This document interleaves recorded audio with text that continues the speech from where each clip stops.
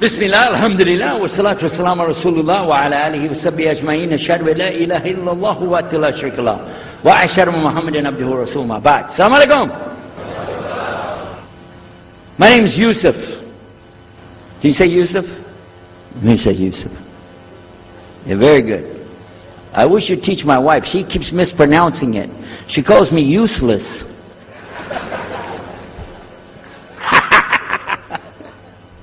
Alhamdulillah. Now, how many of you were in the program today? I was teaching us, trying to teach about how to call the people to Islam called da'wah. I just used an example what I was telling you about. Remember I was telling you when you introduce yourself to somebody, you got to get friendly with them. So I just used an example right there. Because this will disarm the people. This disarm them and make them relax a little bit. Because they're coming to you with things like, how come you Muslims has to kill all the people? What kind of question is that? How come you have to beat your wives? Why does your book tell you that you're the only ones going to go to paradise? So these kind of questions, when they come to you, what are you going to do? So the first thing, as we said in the program, and I hope, by the way, if you didn't join us today, join us tomorrow. But when we're doing it, you look through the schedule. I'm not going to get into that, but just look through the schedule and join us for this whenever we're talking about the da'wah. Because part of giving da'wah is you. And if the people aren't buying it, they're not going to listen to what you got to say. So you got to soften them up a little bit. Got me? Okay, where are we? The subject tonight is the subject of priests and preachers entering Islam. And often people ask me, we heard about you used to be a priest or something and you came into Islam, so, tell us about it. We want to know, how does that happen? And it's not just Muslims who want to know. Non-Muslims would like to know the story too, because they feel like, you mean you didn't understand? I mean, you were a priest, you didn't understand about Jesus? Come on, man! So, it's a topic that I talk about a lot. The first thing I have to do is clarify a couple of points. I was not a priest. In the English, we use the word priest to mean somebody who is in the Catholic Church. If you're not from the Catholics, if you're from the Protestants, then you don't use that term. We usually use the term, for instance, pastor, minister, preacher, reverend, and these are some of the titles. We came up with an awful lot of them because that's the way humans are, right? Give ourselves titles. So, I was a preacher and a minister of music. But that doesn't really matter, but just if you're talking to a Christian and you say a priest, he's going to say, oh my God, how is that? And when they find out, oh, you weren't a Catholic, well, it's a lie then, you weren't a priest. So I want to clarify that. As a matter of fact, I will tell you in my own estimation, I'm probably the least of the factions within this equation. Because there were so many other people that came into Islam the same time I did. That's why it takes a little bit of time to tell the story. But they asked me to tell it tonight, so we're going to do that. But I want you to listen carefully to realize what goes through the mind of a person that's not Muslim. Okay? And I usually start out by telling people that my father and I were both ministers, and both of us were also businessmen. In the reverse order. We were business first and preacher second. Got me? Because, well, as they say, business is business.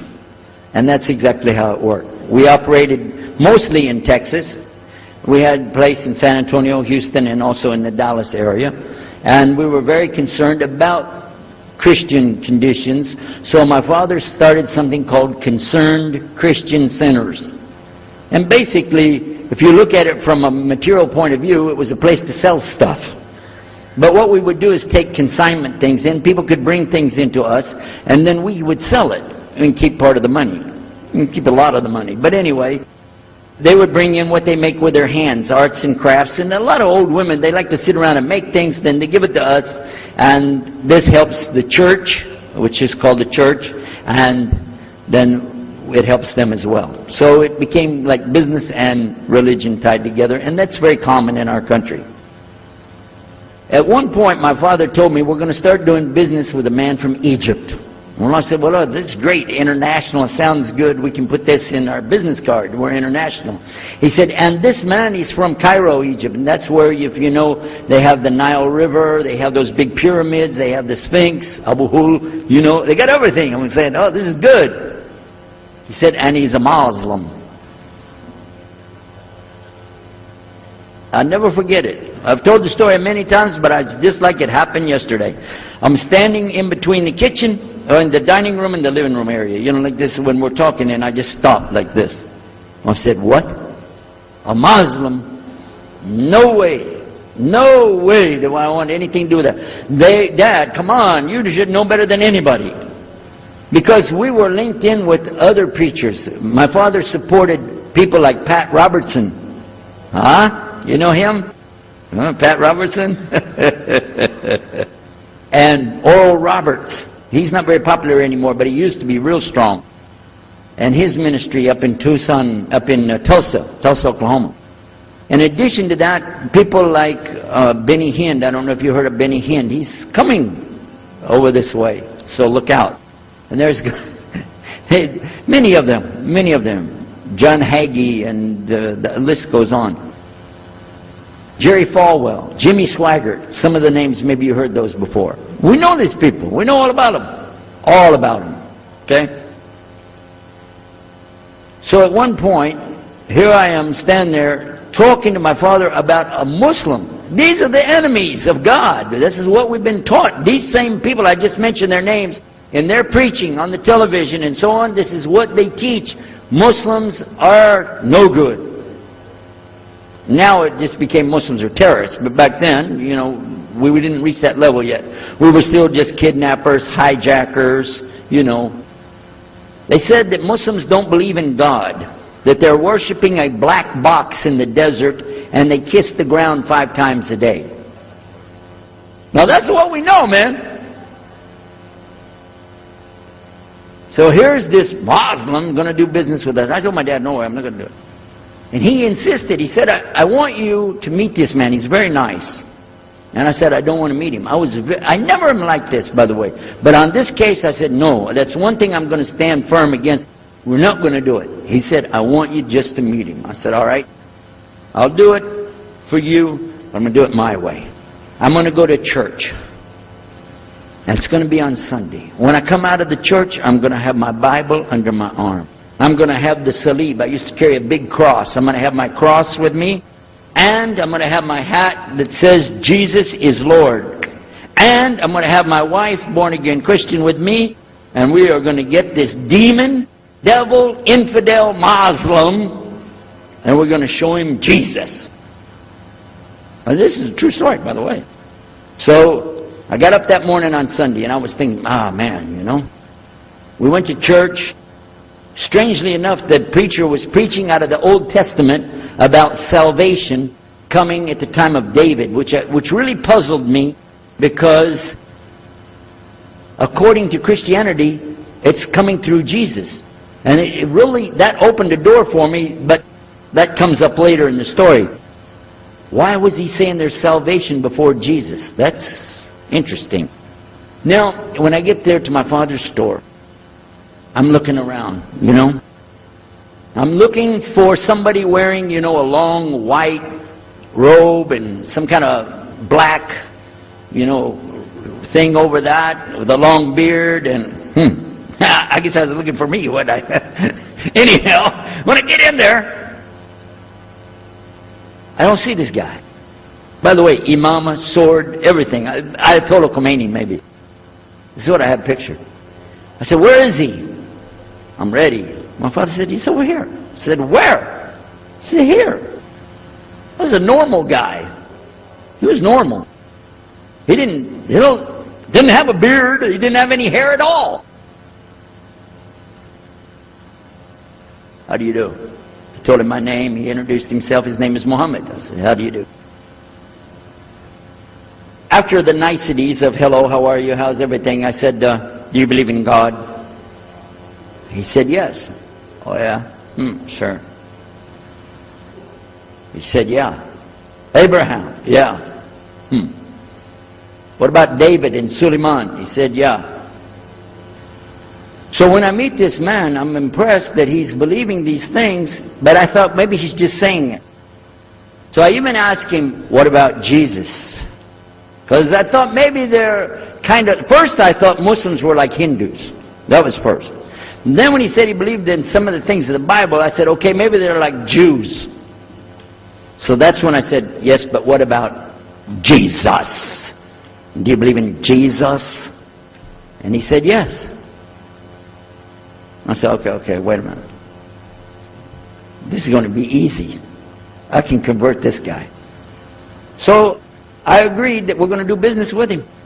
And in fact, I took him immediately out to have tea together. We sit together, drink tea, talk a little while. And I started tearing the peach stream right away. I'm in the Bible. I got it right there. Flip it open. Genesis. Let's talk about Abraham. What do you know about Abraham? Abraham, he had 2 sons, you see. And blah, blah, blah, blah, blah. And I'm doing all the preaching to him. You imagine this? And he sat there. Okay. He's a graduate of Allah's heart. And he's, like this. Get me? You know what I'm saying? Well, it happened that during Ramadan, some of his friends that he was staying with, they had to move their apartment around or something, and he was going to go stay in the masjid for itikaf in Ramadan. It's normal. We didn't understand. I thought he has nowhere to go, and I told my dad, this man has nowhere to go. And my dad said, no, he's got money. I said, no, he doesn't. Daddy, I'm telling you, he has no place to go. I heard him say he's going to go live in the mosque. To a Christian, if you're going to live in the church, ooh, that's the worst. So I said, let me offer that he can stay at our place. And my dad said, no, you don't do that. That's not right. I said, no, I'm going to offer it to him. I went to him and I said, how would you like to come stay at our place? He said, no, I want to go and stay there. I want to stay in the mosque, and it's something good. I said, oh man, look at this poor man. Oh my God. He doesn't know, you know. He just, oh, poor soul. Please come and stay in our house. And he said, no, I can't. I need to go stay with her. I said, look, I'm scratching his dignity. So I told him, listen, no. I want you to come and you can pay. You can pay money and stay with us. He said, how much? I said, $15 a week. Which in America is like nothing. $15 is nothing. I said, and then he kind of hesitated. I said, and we'll pay for all the food. Well, you eat $15 worth of food in one day in America. He said, okay, all right. And I told my dad later, I said, see how I did that? Because now he'll stay with us. He knows he's getting a good deal on the food, and I was making it all about money. Well, I didn't know he wanted to come and stay with us. He wanted to learn about how are Americans and how is the dawah going to be. What do we believe? Especially people who are preaching. So he came and stayed in our house. And I said, well, now that's good. I'll travel with him and go with him in places, and he'll see and he'll learn about Christianity. As we were traveling and working together, we put up tables just like this and booths and things and set things out for people to come and look at them and sell things. And I caught him one time. When somebody wanted to take something from the front, he took it from the back and gave it to him. And I looked at him. And the next time somebody started to take something, he took from the back and gave it to him. I said, hey, Muhammad, we take the stuff from the front because that's the old stuff. The new stuff in the back, just hold it back. You know what I'm saying? This is dated material. Get rid of the junk first. He said, no, I can't. In my religion, we can't sell something unless we give the people the best. I said, got me on that one. And I'm supposed to be telling him about a better deal. I said, okay, yeah, whatever. You're never going to make any money, though. But that's all right. Over a period of time, I came to learn a lot of things. Also about being humble. A lot. Because this man was obviously well educated, very articulate, could really talk about a lot of subjects. And in fact, I tried to debate with him about many things. But he was so wise and well educated that he could see what I was doing and he would take it easy and let me win every debate. I could win any debate with him if he wanted me to. But if he wanted me to lose, I was going to lose. This was how well he could handle it. Now what happened, one of the preachers that I knew, another preacher, who used to carry a big cross and walk down the street so people would stop and talk to him about religion, he had a heart attack and he went to the hospital. So I went to the hospital to visit him, and while I was visiting him, I met another man in the hospital who was in a wheelchair. This gentleman had a problem. He didn't want to talk to anybody. And I told him, let me witness to you. Let me share the message of Jesus with you. So I took out my Bible, and again, I started telling him about a prophet, Prophet Yunus, alayhi salam. And I'm telling them, look at Jonah. He's in the belly of the whale. He's in the sea. He's down there like this, and who knows how long.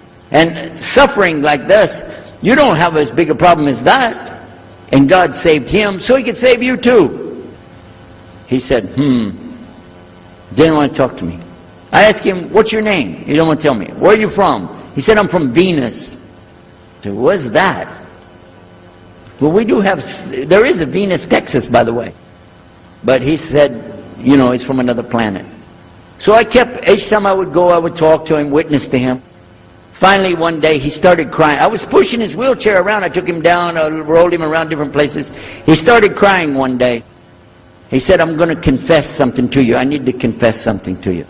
Now, to a Catholic, confession means you're going to tell the priest all your sins. And then he's going to forgive you. Well, I wasn't Catholic. And I told him, listen, I'm not Catholic and I'm not a priest. I'm a preacher. He said, I know. Better than you do. I am a priest. I said, oh my God. This man is a priest? And he knows the Bible better than I do. He said, I just have had a hard time. I've been here and having heart attacks, and I've been having problems and everything, and trying to figure out a lot of things. He said, I'm sorry I took it out on you. I really am. I apologize. And he started crying. And when he started crying, I felt sorry. I hugged him and I said, it's okay. One day I went to the hospital, and my friend was gone. So I started visiting with the priest. And that happened one time. I went to visit him at the hospital and he was gone. And I asked him, where did he go? They said he went home. I said, home? He's a missionary priest from South America. How did he go home? She said, I don't know, he's not here. I'm sure his family. I said, he has no family. I know him personally. He has no family. Where did he go? She said, I don't know. We're not responsible for them. I said, well, let me see where he went. You got it in your file? She said, I can't do that. Those are locked up. Nobody can look in the file. And I got in the lady's face and I said, listen to me. This man could die in the street right now, and it's going to be your fault. And you're going to get sued because I'm going to sue you for him. She said, okay, his folder's over there, but I'm not going to watch. I went over and I looked for it, got the address where he went. Sure enough, he was in a place where they put people that have no place to go, a shelter. So I went to the shelter and I found him. He was still on crutches. He saw me, he started crying again. He said, please get me out of here, get me out of here. I said, okay, come live at my house. Now, I told you the story so you can see something. Now look, I have 2 visitors in my house. One is a Catholic priest, the other is a Muslim. And I'm thinking I can get the Catholic priest and convert him to be a Protestant. At the same time, I'm going to catch the Muslim and bring him over to Christianity. High aspirations. But it didn't work. Some strange things began to happen. We would sit around the table at night to discuss what is the Bible and what's the salvation. My father has a Bible. It's called King James Version of the Bible. Most of you probably heard about it, especially any students of Ahmadiyyat or Zakir Naik. You've heard about King James Version of the Bible. But I work out of a different one that I've had since 1953. It's called the Revised Standard Version. And it says in it King James Version has grave mistakes, grave errors, defects in it. It's what it says. So I began to preach out of mine, which doesn't match. And my father said, no, it's this way. I said, no, it's this way. Now my wife comes up with her Bible from Jimmy Swaggart. It's called The Good News for Modern Man. Okay? Totally different. It's written in modern vernacular. You can just, say anything you want to with it. You don't even recognize the Bible anymore. The Catholic priest, he's got another Bible. An older Bible with 73 books. We're working out of 66 books. And his is not even the same in the verses. It doesn't match up at all. And I never even knew about this subject until then. And he's saying this, and I'm saying that. My father's saying something else. My wife's saying something else. And all the time, Muhammad the Muslim is sitting over there like this. So we asked him. I guess it was me. I asked him. I said, well, how many versions of your book, your Quran, do you have? He said, the Quran has no versions. There's only one. It's original. It's in the Arabic language. ذَلِكَ الْكِتَابُ لَا رَيْبَ فِيهِ. This is the book that has no doubt. Hudal al-Muttaqin. It's guidance for those who have taqwa for Allah. This shield or taqwa that you have to have between you and Allah subhanahu wa ta'ala. And only certain people are going to get the huda, hidayah, dina, from this Quran. These people that have the taqwa. So when he's telling us that the Quran is one, I'm going, huh? And it's in the original language, we still have it. You know what I was thinking? He's lying. I was sure he was lying because he could see the problem we were having, and he just sat back and made that up. But I don't know Arabic at that stage, so I don't know what to say. Maybe, I don't know. And he left it at that. He didn't try to preach. But it put a big doubt in my mind now about, we got all these books, he's got one, and La rayba fi, no doubt in it. So another time we had another discussion that came up. Now this time I went to the other preacher who had the cross. And I was asking him, I want to be able to explain the Trinity. He said, you know the Trinity. I said, yeah, I know. And I know the Council of Nicaea when we had it. But I want to know the way to explain it so a human being can just understand it.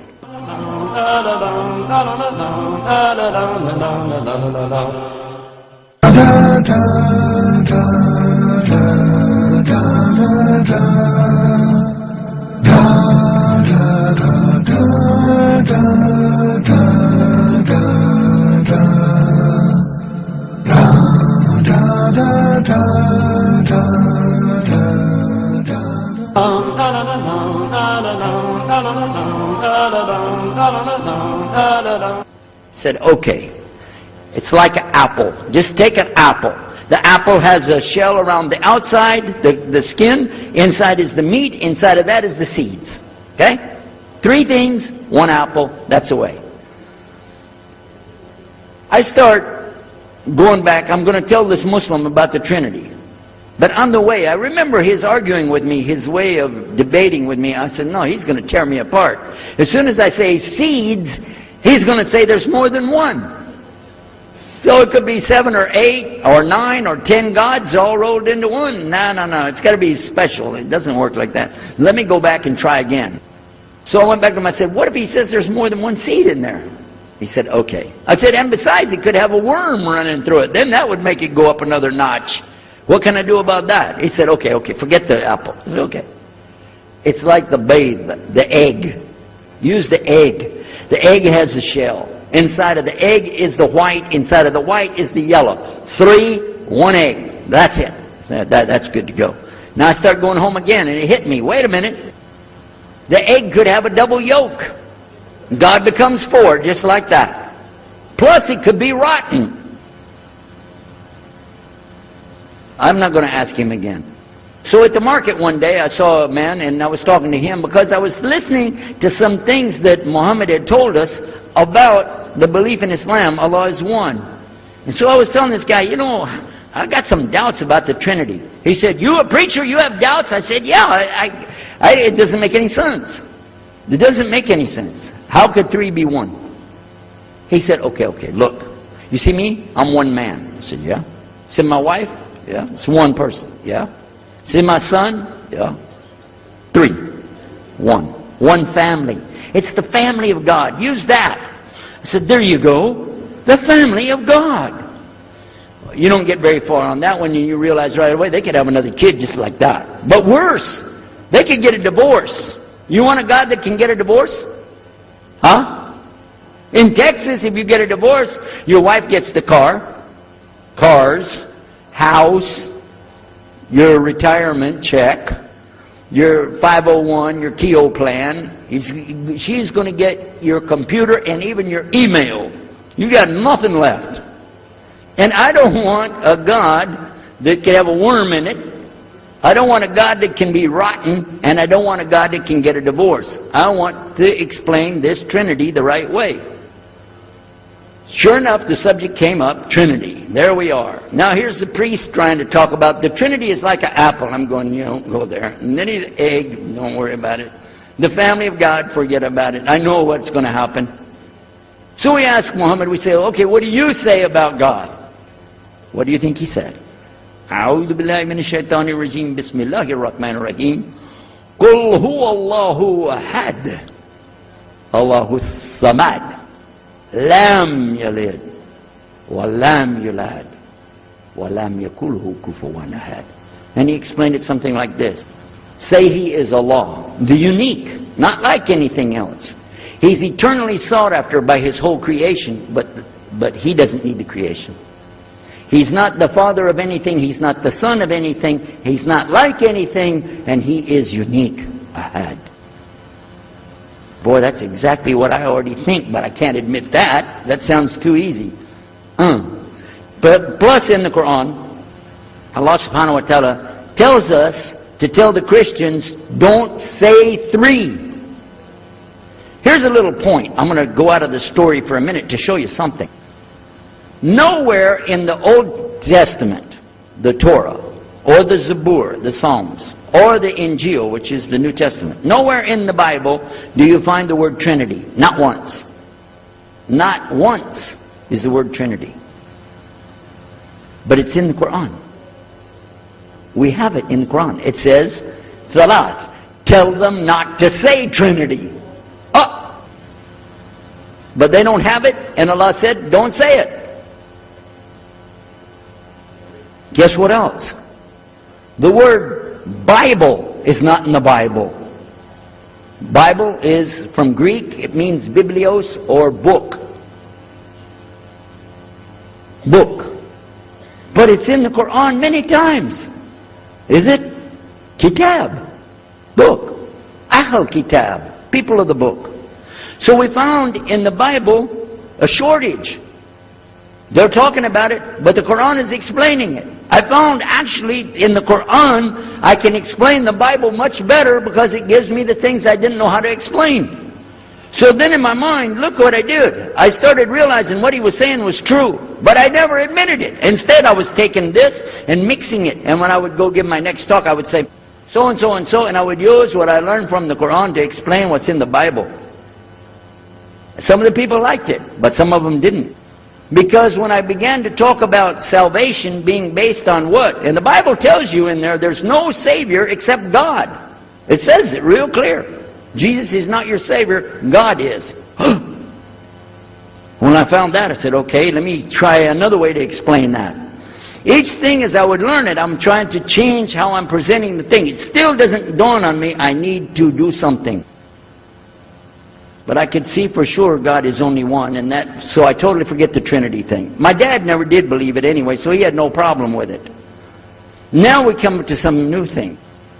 The priest asks the Muslim, can I go to your church with you? The mosque. He said, sure, come on. Well, he went, and they came back. So he took the priest aside, come here, come here. What do they do? What do they do in there? Tell us, what did he do? Do they like kill some animals, or what do they do in there? He said, no, they just stand there like this, and they pray, and they leave. I said, what? They pray and leave? He said, yeah. Okay, what kind of music do they have? He said they didn't have any music. No music? How in the world are you going to worship God without music, man? So I asked him, Muhammad, you guys don't have any music? He said, no.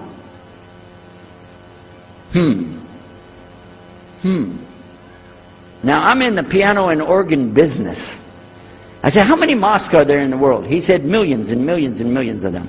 And I said, none of them have a piano. He said, no. Any of them have an organ? He said, no. Oh, man, I can get rich. Just introduce some music to these guys, put it in there, you know, bound to be. I said, do the Arabs have any music? He said, oh, Arabs have music. I said, boy, I got it figured out, boy. I can see my next $1 million coming right straight up at me, you know. So then the priest asked again another time. He wanted to go back to the masjid again. He went, this is middle July, 1991. He went to the masjid with him again. And by the way, this masjid, Sheikh Muhammad Jabali knows it very well, is on Medina Drive in Arlington, Texas. And that's where they were going to, because we were living in Midlothian, just south of Oak Cliff and south of Dallas. So they didn't come back. All night we're waiting. What happened? Very late they came back. And when he came in, I looked. There's Muhammad. I recognize him. Who's the guy with him, though? He's wearing a white jalabiyah, white dress like this. Has a white pillbox cap on his head. And I looked at him and I said, Pete. His name was Father Peter Jacobs, but we're not, you know, Catholic, so I don't have to call him Father. I said, Pete, did you become a Muslim?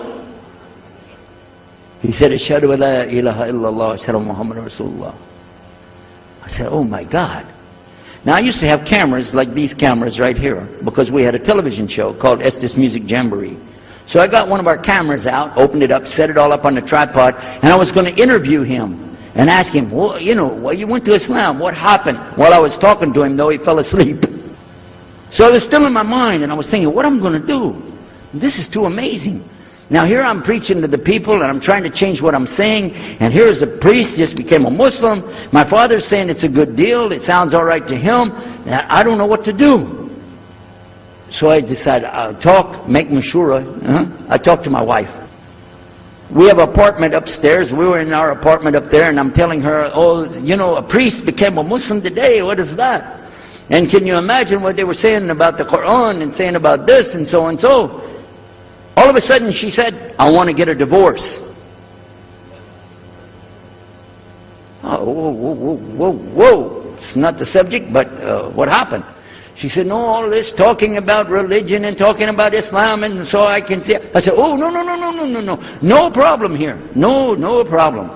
I said, you thought no, I was just observing somebody else. No, I'm not interested. Trust me. I don't want to be with those Muslims. The last thing I want to do is be with a Muslim. No way. Just put your mind at ease. She said, I need a divorce. I said, where are we going with this again? What's the problem with that? What happened? She said, a Muslim can't be married to a Christian. I said, what? No, wait a minute, hold on. I don't, look at me. I'm telling you, I swear, I don't want to be a Muslim. Okay? Okay? And even if I did, don't you remember what he said? A Muslim man could be married to a Christian woman. It's not a problem. But I'm not saying I want to. I'm just saying it's not a problem. She said, that is the problem. A Muslim woman can't be married to a Christian man. I want to be a Muslim, so I need a divorce. I'll never forget, I was sitting right on the edge of the bed, just sitting there, you know, and I almost fell over. I said, at last, I can tell the truth. I can say it.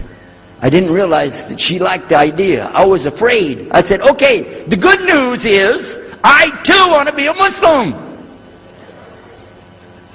You know what she said? I don't believe you. I said, no, really. I was just saying that because, you know, but for sure, just so you know, I want to be a Muslim. I've been thinking about it. I want to be a Muslim. We're both going to be Muslim. Alhamdulillah, it's going to be great. Right? You know what she said? I don't believe you because you're either lying right now or you were lying 5 minutes ago when you said you didn't want to be a Muslim. And either way, I don't want to be married to a liar. So get out.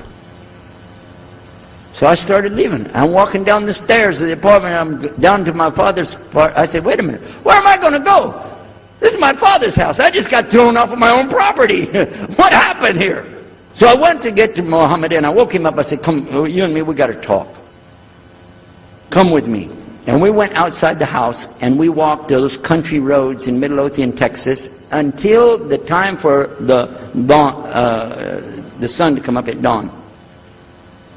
And all that time I talked to him about what's it like to be a Muslim, how do you have to believe, what do you have to do. Let me hear all of it now. And no more playing a game. I'm not debating, I just want to know. Just tell me. Just tell me what's Islam. I need to know what I need to do. And he told me everything and I realized this is it. I got to make a decision. This is a big deal though. And he told me, okay, this is up to you. You have to go make a choice for yourself. I can't help you. I said, oh my God. So when he was praying Fajr, I decided, I've been watching this man praying this direction with his head on the ground. It's so beautiful to see a man humble himself, put his head on the ground to the Rabbil Alameen. I said, oh my God, let me try that. So I sneaked off somewhere where nobody could see me, illallah.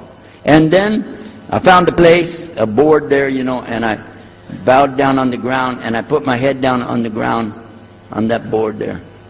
And by the way, I'm pretty good at speaking, especially in prayers. I used to make so long a prayer, they wouldn't let me say the prayer at Thanksgiving because the food would be cold. Okay?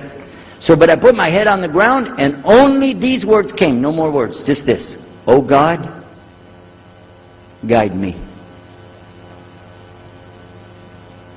That's it. And I was thinking, well, I got to say more than that. Nothing. Oh God, if you're there, guide me. That's it. After a while, I sat up and I looked around. There wasn't any fancy rainbow. It wasn't birds flying around. There was no big signs from above. There was no music, angels, harps, nothing like this. It was just a cloudy day in Texas. But inside, I could realize I had to make some changes. To me, that's what I need to do. There's the problem, it's inside of me.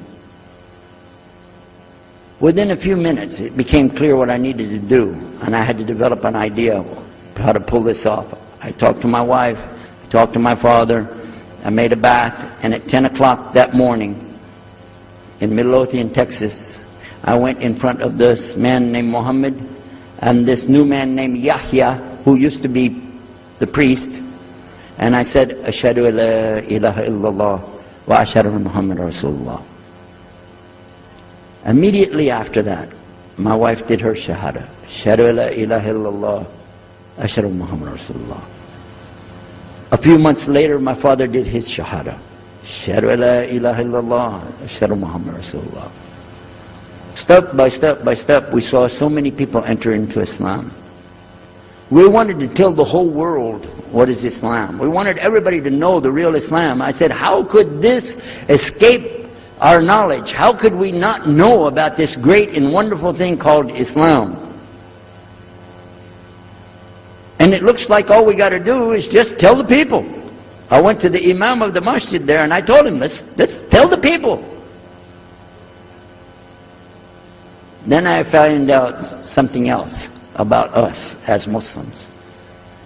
And that's why we've got this convention here right now. This is why we have the exhibition.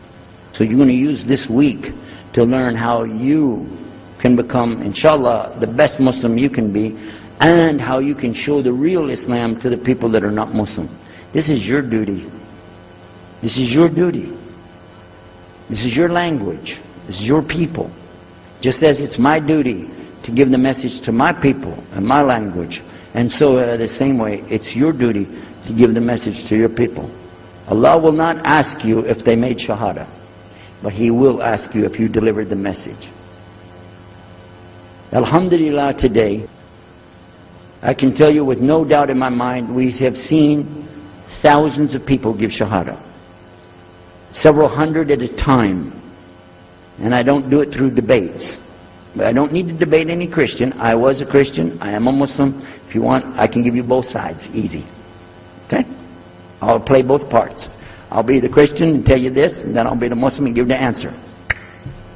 And there won't be any argument.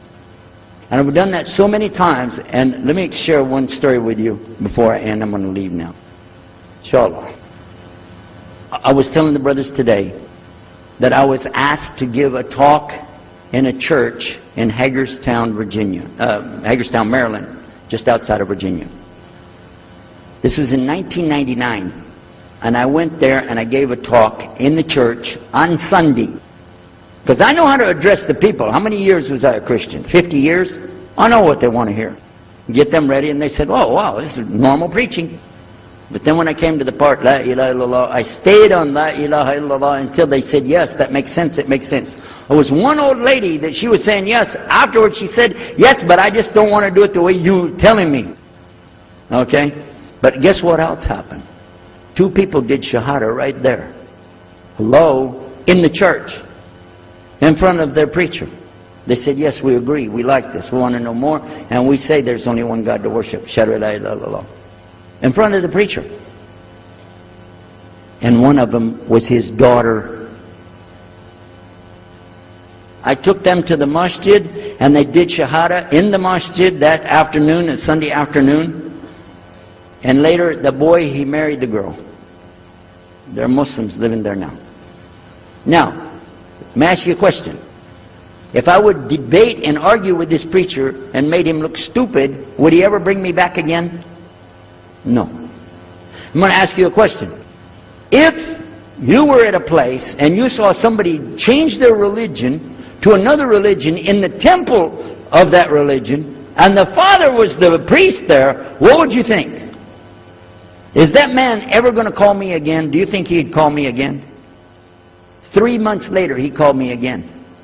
Come back again. We really enjoyed it so much. I said, how's your daughter doing? I want to remind him, see what he's going to say. He said, well, she's doing fine. She likes Islam. It's very nice, lovely. She treats us so good. You know, we're amazed at her personality. We love you guys. Could you please come back again?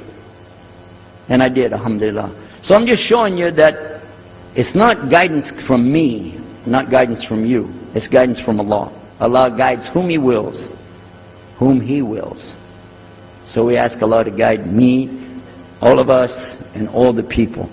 And whoever He guides, they'll be fine.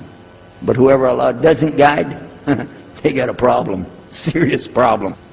Our job here is to do one thing. Communicate the true message. If the people don't want it, that's your choice. That's their choice. You don't have to take it. But it's our responsibility in putting this on, all the scholars that are here, it's their responsibility to tell us what's the truth in Islam and let us see for ourselves. And that's what we're going to try to do through this week. So I need you guys to listen to me. You have to participate. Your side of it. Your side of it is to show up every day. And your side of it is to bring other people. Jazakumullah khair. Wassalamu alaikum wa rahmatullahi wa barakatuh.